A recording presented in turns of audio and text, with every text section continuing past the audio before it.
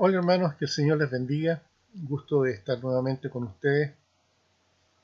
Antes de ir a la lección de este domingo 31 de mayo, vamos a tener un momento de oración.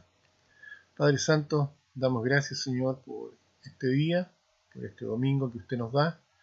Gracias, ya estamos terminando el quinto mes de este año 2020, un año muy especial. Señor, pido de forma muy especial también por cada uno de mis hermanos, que usted los bendiga, los cuide, los proteja, que provea, Señor, para sus necesidades físicas y también espirituales, y que a los más ancianos, Señor, en especial usted los proteja de una manera, Señor, preferencial. Ruego que cada uno de ellos, Señor, se encuentre bajo esa mano protectora y no tenga que pasar las angustias de esta enfermedad. Gracias por tenerlo, Señor, gracias porque podemos confiar en usted, porque en el nombre de Cristo lo pedimos y lo agradecemos. Amén. Hechos 13, vamos a continuar ahora desde el versículo 51 al capítulo 14, versículo 20. En la primera porción vemos nosotros versículos 51 y 52 y observamos a Pablo y a Bernabé viajando de Antioquía de Pisidia a su, podríamos decir, a su primera misión en Iconio. ¿Ya? Pero en Antioquía ocurre un problema, los apóstoles son expulsados prácticamente de Antioquía y los apóstoles sacuden sus pies antes de irse, una señal muy clara de su rechazo a la incredulidad de los judíos.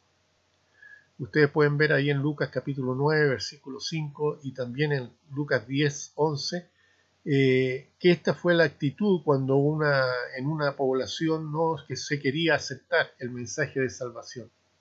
Sin embargo, el sacar a los apóstoles de la ciudad no evitó en ningún caso que el evangelio no se predicara, ¿ya? Todo lo contrario.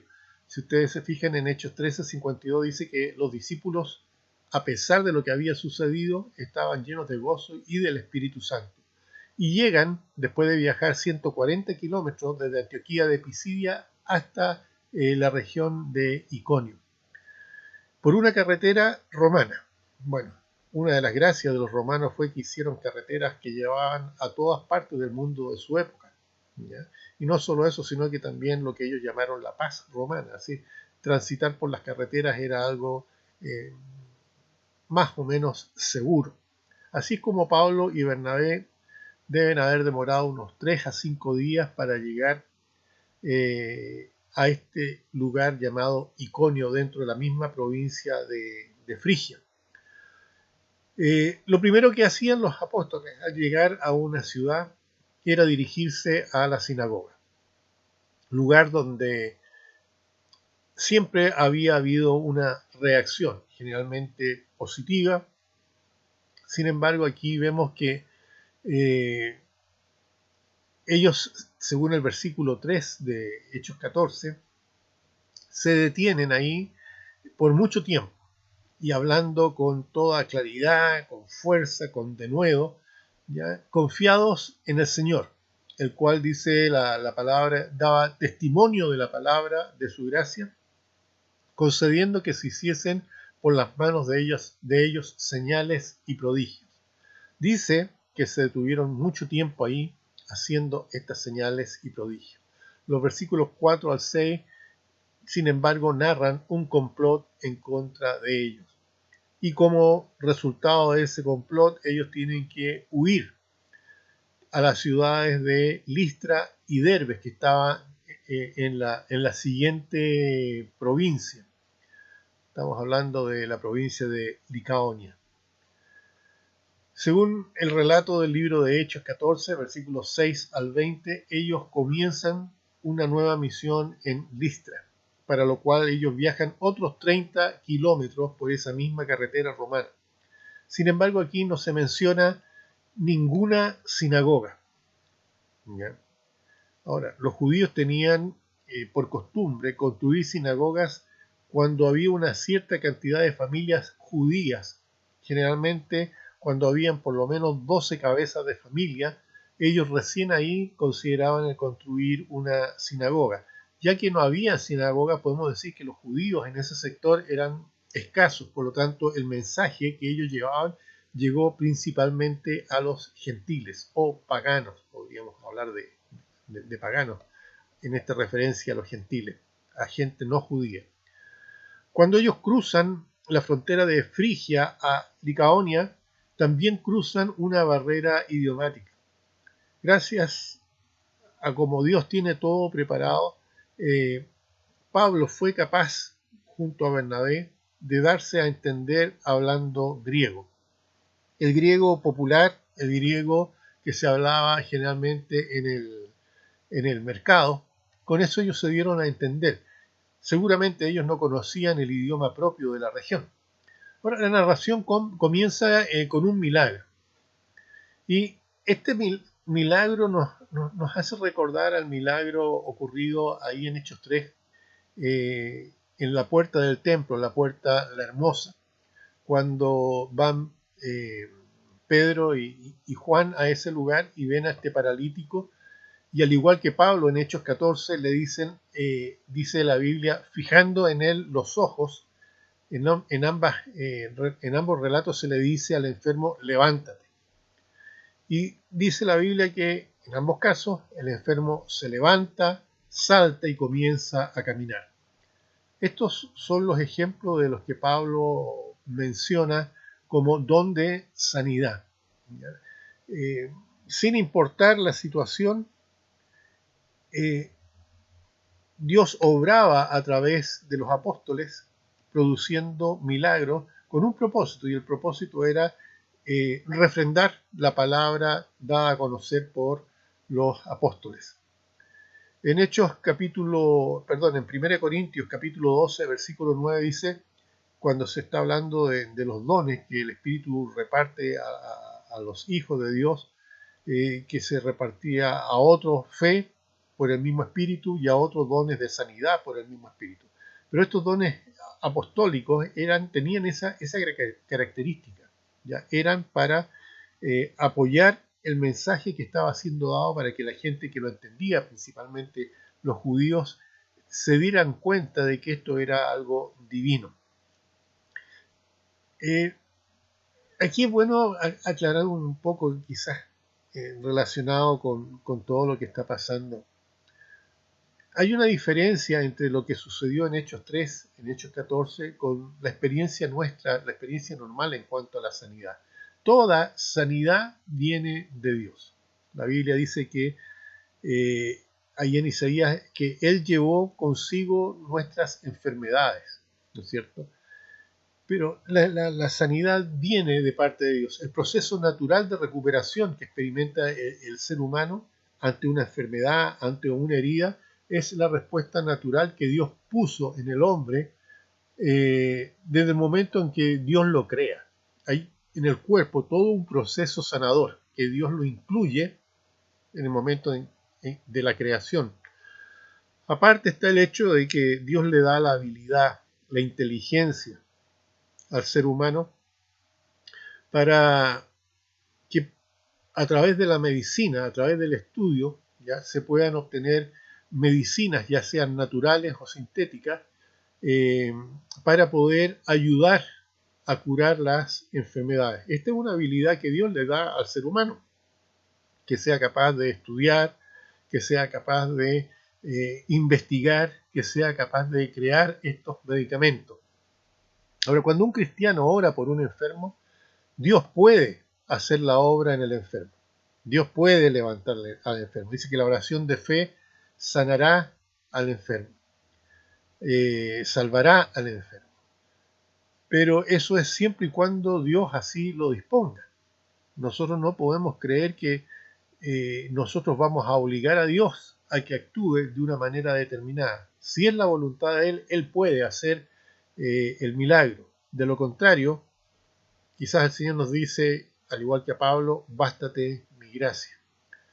Sin embargo, como ya les había dicho en Hechos capítulo 3 y en el capítulo 14, estos milagros que se narran ahí tienen una finalidad, y la finalidad era respaldar la predicación del Evangelio y facilitar a los oyentes para que creyeran lo que estaban viendo y escuchando. En Hechos 14, versículo 11 al 13, vemos un sorprendente resultado de un milagro. La Biblia en el libro de Primera de Corintios, es Primera de Corintios, sí, o en Romanos, habla de que los judíos piden señales y los griegos piden sabiduría. Y el Señor dice, bueno, la única señal que les voy a dar es la señal de Jonás. Pero en el fondo lo que se nos está diciendo a nosotros ahí es que es a través de la fe que Dios obra en nuestras vidas. Y la fe no tiene que ver muchas veces con un milagro. Generalmente, cuando la fe se pone en práctica porque hay un milagro, se pueden distorsionar las cosas. Se pueden distorsionar las cosas. Nosotros podemos ver, mirando hacia atrás en la historia, milagros que se han hecho y gente que se ha aprovechado de milagros para sacar beneficios personales. En otras oportunidades se ha mentido a la gente haciéndoles creer que son milagros y son cosas humanas. Y en otras ocasiones es el mismo Satanás el que está obrando. Ellos cuando realizan este milagro ahí en Hechos 14, del 11 al 13, ¿cuál fue el resultado? La gente alabó a Dios, creyó en Dios. ¿Este milagro resultó en salvación? ¿Qué nos dice? Nos dice que ellos creyeron que Pablo y Bernabé eran dioses y trataron de ofrecer sacrificio en favor de ellos. Pablo y Bernabé, tuvieron que aclarar la situación. Pero ahí vemos que no siempre un milagro es una carta de éxito. Incluso cuando el Señor Jesucristo realizó milagros, los mismos fariseos atribuían los milagros que el Señor realizaba al poder de Satanás. Lo que pasó aquí con esta gente que escuchó y que vio este milagro es que en esa época se hablaba o había un mito, ¿ya? Un mito producido por un libro escrito por un poeta romano de nombre Ovidio, que escribió el libro Metamorfosis.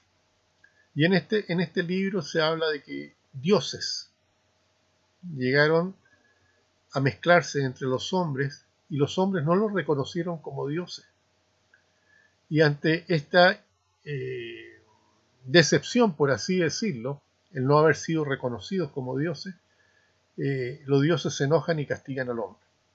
Entonces, esta gente cuando ve el milagro que se produce delante de sus propios ojos, y en la vida de este paralítico concluyen que son los dioses que volvieron y en esta ocasión ellos iban a brindar un mejor trato, ¿ya?